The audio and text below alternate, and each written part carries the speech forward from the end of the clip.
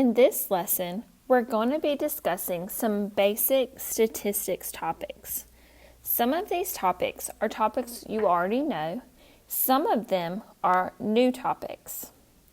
Go ahead and begin the lesson by copying down the definitions for mean, median, mode, lower extreme, upper extreme, lower quartile, upper quartile, range, and interquartile range.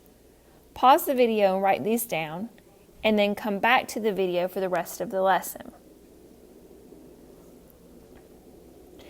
Let's begin at looking at how we find the values of the definitions you wrote above. Let's take a look at the example of the data set given here. Before we start finding the values of our statistical data points, we want to go ahead and put the values in order from least to greatest. So taking a look at the data set, the smallest number is 4, and there's 2 of those. And then the next smallest is 10, and we have 3 10s. Then we have a 14 and a 15. We have a 16, 22, and 25. As you put these in order from least to greatest, I do recommend marking them off the list as you use them. This will make sure that you use all of your values and you don't miss any. Starting with our mean. So mean is just like average. So remember, when we find the average, we add together all of our numbers and then divide by the total number of points we have. So when we add in the calculator, 4 plus 4 plus 10 plus 10 plus 10 plus 14 plus 15 plus 16 plus 22 plus 25. Then we take that sum and we're going to divide by the total number of values we have. And we have a total of 10 values. So our sum divided by 10 will give us a mean or an average of 13. The next thing we're going to find going down is our median. So your median is going to be your middle number. And the median is the biggest reason we go ahead and put our numbers in order from least to greatest. Because when they're in order from least to greatest, we can then divide our data in half.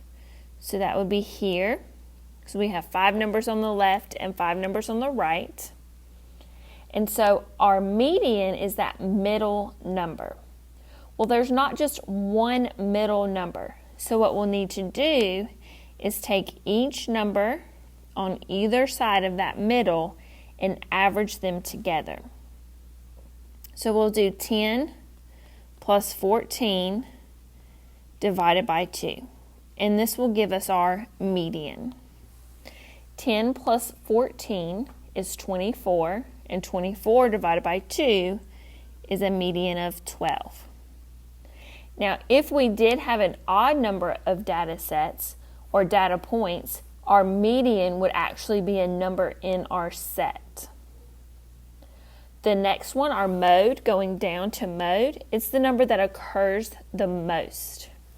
And we do have a few numbers that are there more than once. The 4 is there twice, but the number 10 is there 3 times. So that number is occurring the most.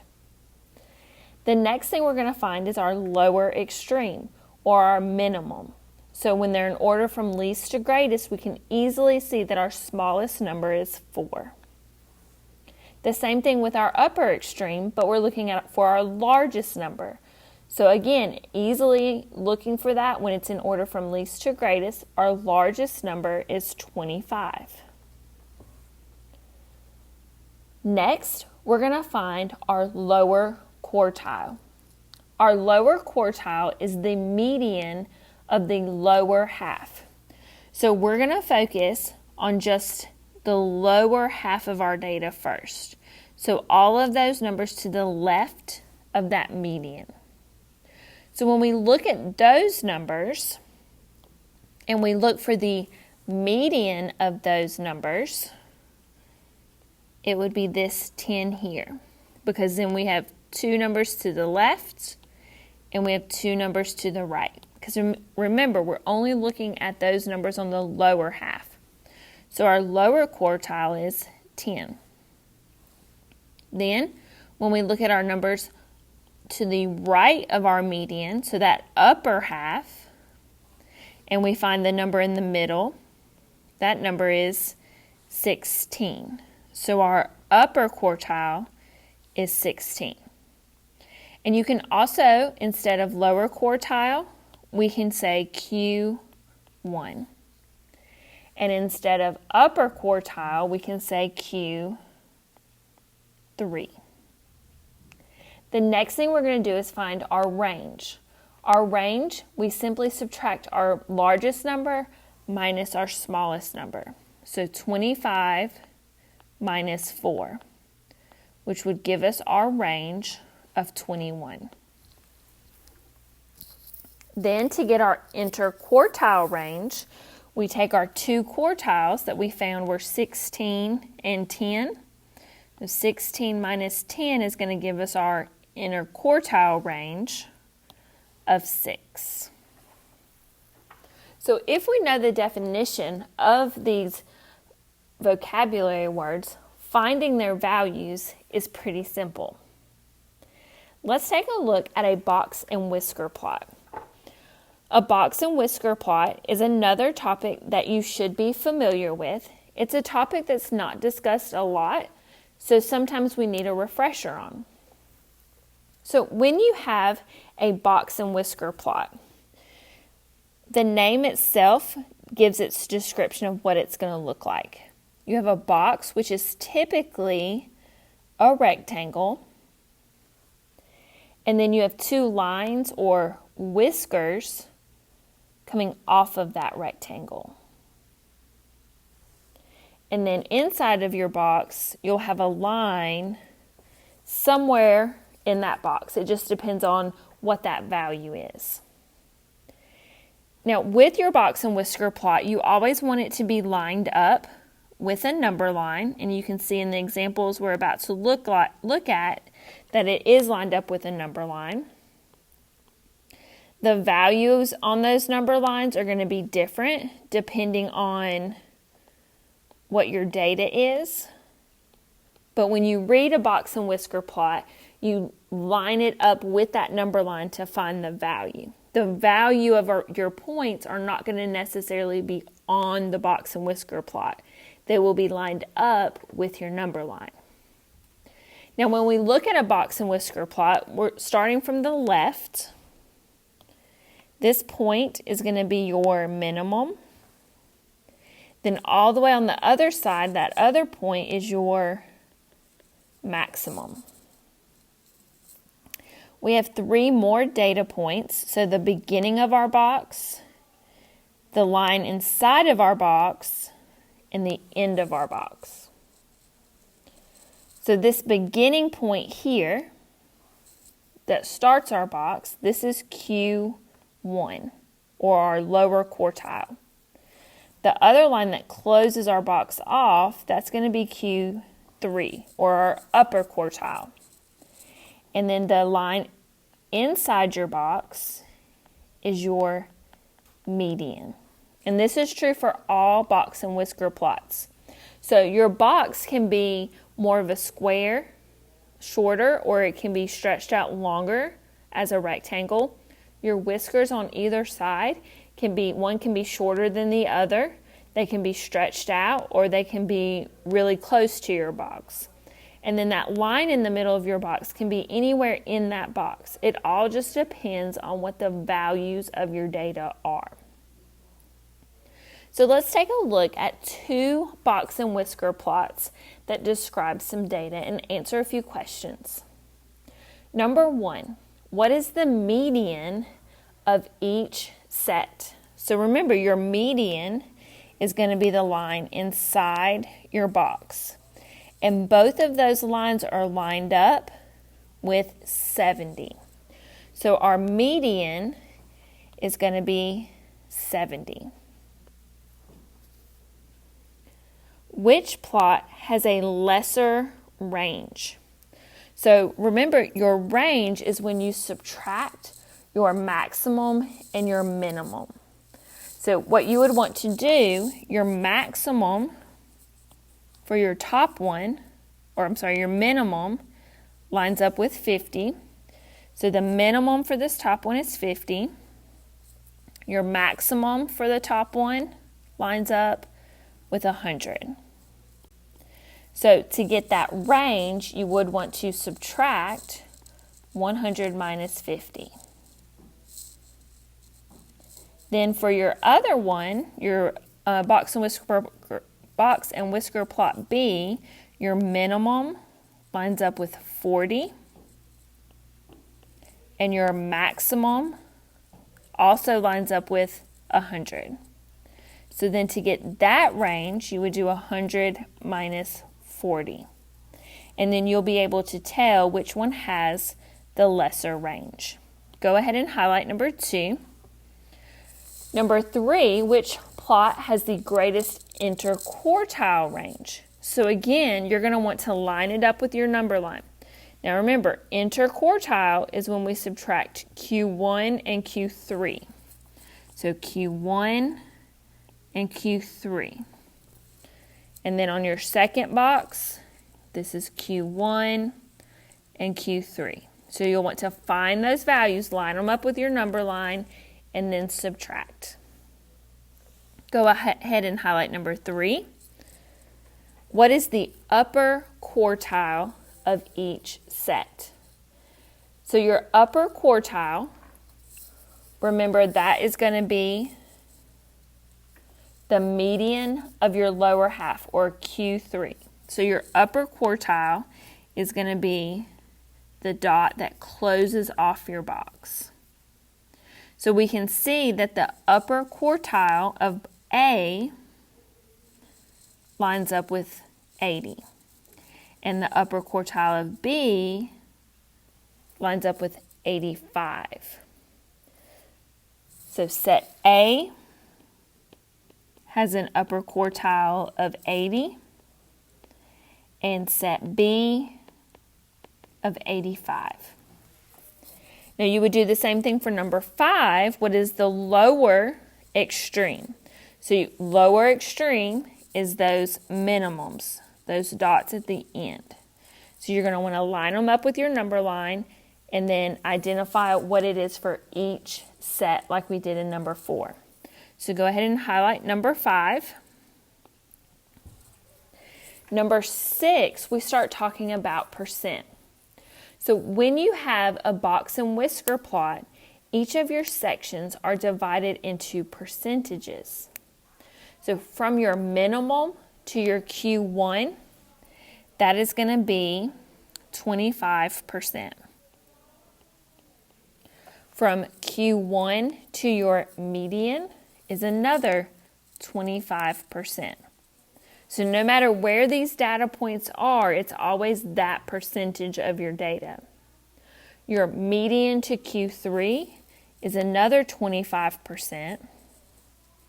And from Q3 to your maximum is your final 25% for a total of 100%. So even though those data points can change and the amount of space between each one can be different, that percentage is always the same. So number 6 asks, what percent of the data in plot B is between 60 and 85?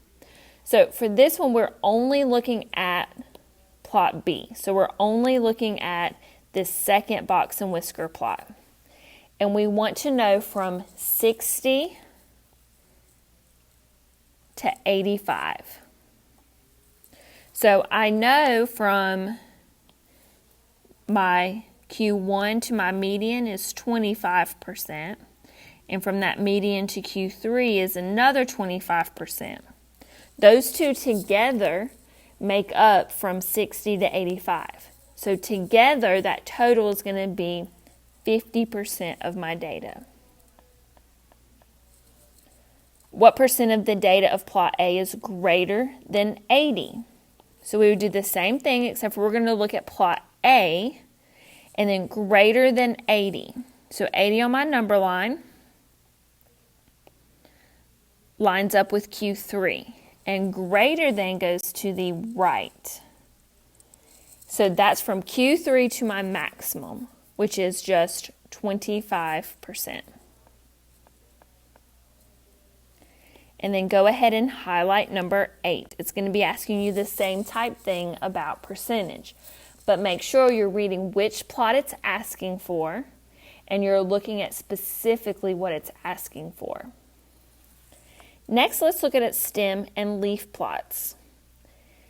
And let's answer some questions. So again, stem and leaf plots are going to be something we're already familiar with. We just may need a refresher on. So when I have a stem and leaf plot, the stem is going to represent the number in my tenths place.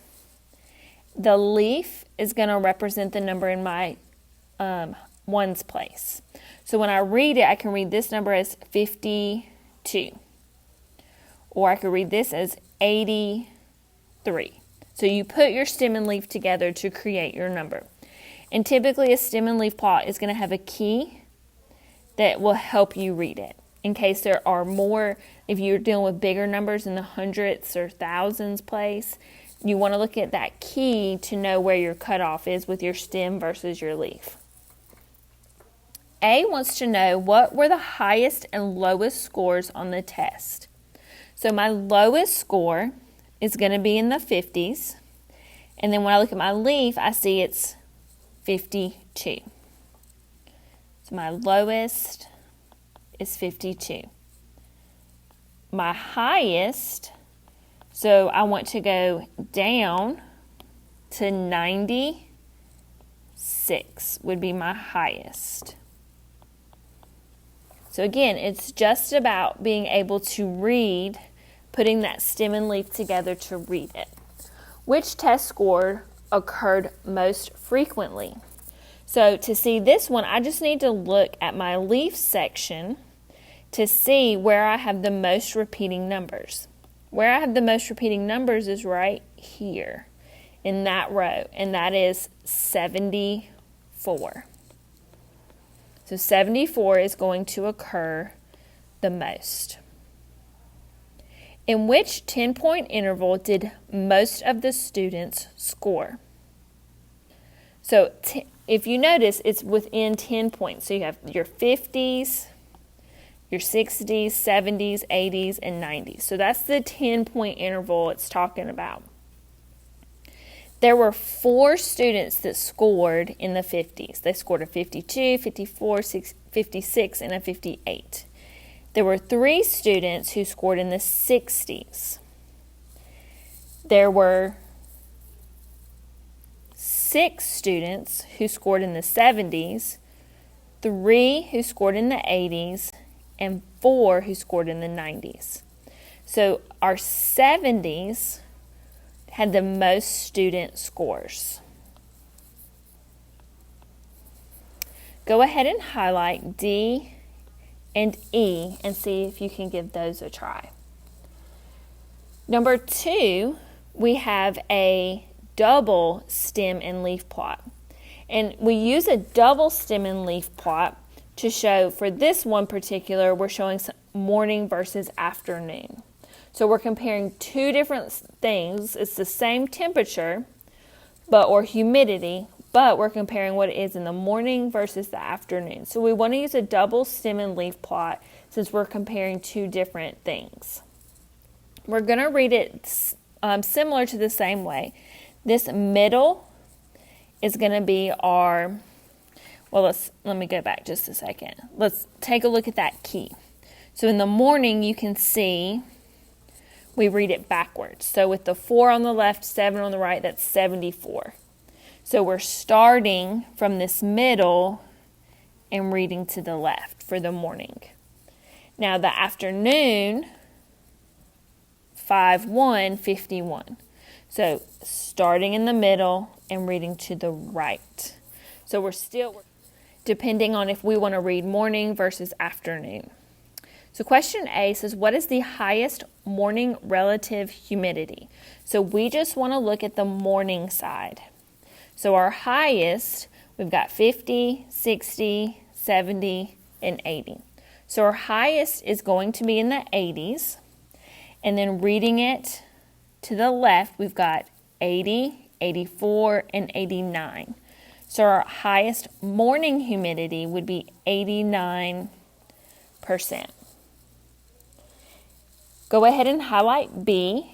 Give that the try for the lowest afternoon. So you're going to look on the afternoon side and you're looking for our lowest or our smallest number. C, does relative humidity tend to be higher in the morning or the afternoon?